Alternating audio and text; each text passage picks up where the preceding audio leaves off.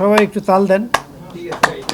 1 2 3 লাগাইয়া পিরিতের ডুরি আলগা থাকি টানে রে আমার বন্ধু মহাজাদু জানে।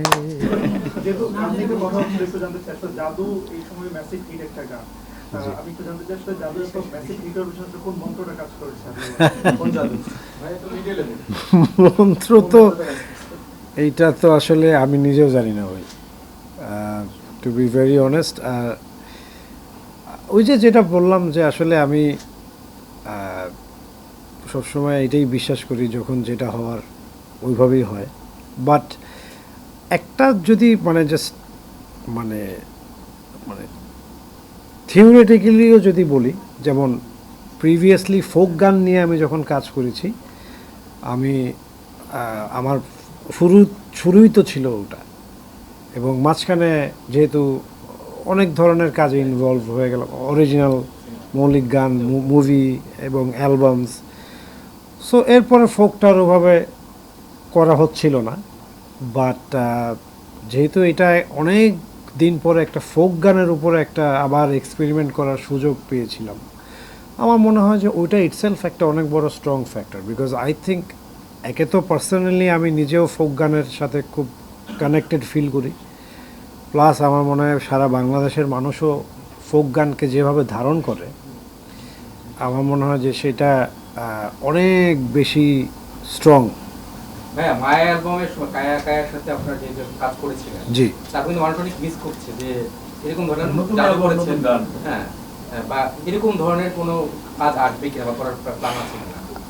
আরেকটা বিষয়, আপনার প্লেব্যাক সিঙ্গার জঙ্গলিতে মনে হয় লাস্ট করেছিলেন, জঙ্গলি মনে হয় লাস্ট করেছিলেন। হ্যাঁ, এরপরে আর কোনো আগে প্রথমটা দিই মানে নতুন কোনো কাজ কায়া কায়া ও ওইটা আসলে কায়ের সাথে একটা গানের কাজ চলতেছে, হেলালের সাথেও একটা চলতেছে। হেলাল হচ্ছে যে যে মায়া গান, কায়া তো গেছে কৃষ্ণ অ্যালবামটা, আর মায়া অ্যালবামে ছিল হেলালের ইন্ট্রোডাকশন। সো কাজ চলতেছে, ওই দুজনের সাথে দুইটা সিঙ্গেল গানের কাজ চলতেছে, এবং ওগুলি ফোক গান।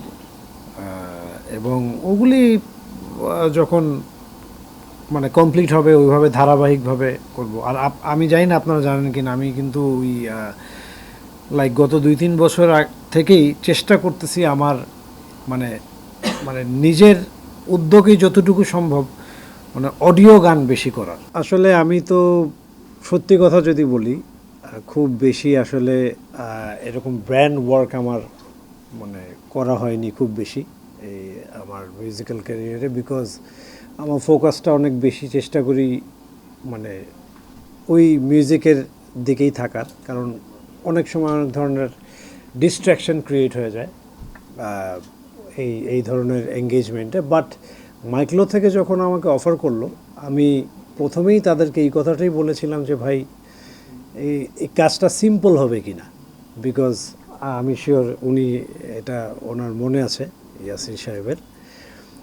উনি যখন আমাকে আশ্বস্ত করেন যে হ্যাঁ ভাই এটা খুবই সিম্পল একটা কাজ হবে, কীরকম সিম্পল, যেমন উনি যখন আমাকে বললেন যে আমার মানে তাদের যে ভিশনটা সেটা হচ্ছে যে মানে লাইফস্টাইল রিলেটেড যে ব্যাপারটা, যেমন ওনাদের ক্লোদিংয়ের সাথে একটা সিম্পল ক্যাজুয়াল ইয়েট স্মার্ট এরকম একটা মানে লাইফস্টাইলের প্রেজেন্টেশন তারা করতে চায় আমার মাধ্যমে। আমার ম্যাক্সিমাম সময় দিনের মধ্যে কাটে হচ্ছে স্টুডিওতে, এবং খুব বেশি অন্য জায়গায় যাওয়ার সুযোগ হয় না কাজের কারণে। সো আমি আসলে ওই কমফোর্টেবল ক্লোদিংটাই প্রেফার করি সবসময়। সো যখন মনে হলো যে না ঠিক আছে, এইটা একটা মানে এমন একটা কিছু করা যায় যেখানে আমার লাইফস্টাইলটাই আমি মোটামুটি একরকমভাবে মানে আমার লাইফস্টাইলের সাথে যেই ক্লোদিং, যেই টাইপের ক্যাজুয়াল অ্যান্ড কমফোর্টেবল আউটলুকটা যায়, সেটা আমার কাছে মনে হয়েছে যে ওনাদের এই মানে এই ব্র্যান্ডের সাথে সেটা কি বলে সেটা সেটা সিমিলারিটি একটা আছে। অফকোর্স হাবিব ভাইদের একটা বিশাল ফ্যান বেজ এখানে আমরা জানি যে ফ্যান বেজ আছে, ওনার শ্রোতারা আছে। আর আমি কিন্তু আমার বক্তব্যতেই আমি কিছুটা বলেছিলাম যে আমরা যে আমাদের যে মিশন ভিশন ব্র্যান্ডটা কিংবা আমাদের ক্লোদিং যে স্টাইল, যে আমরা সিম্পল অ্যান্ড ক্রিয়েটিভ অ্যান্ড মানে কমফোর্টেবল এই জিনিসগুলোকে মেন প্রায়োরিটি দিই।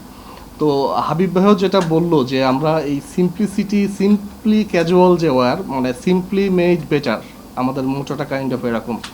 তো সেটা যেহেতু হাবিব ভাইও রিপ্রেজেন্ট করেন, আর হাবিব ভাই ক্রিয়েটিভিটিটাকেও অনেকটা, উনি যেহেতু ক্রিয়েটিভ পারসন, একটা ওনার কাছে ক্রিয়েটিভিটিটা একটা মেইন জায়গা থেকেই, মেইন জায়গা আর কি।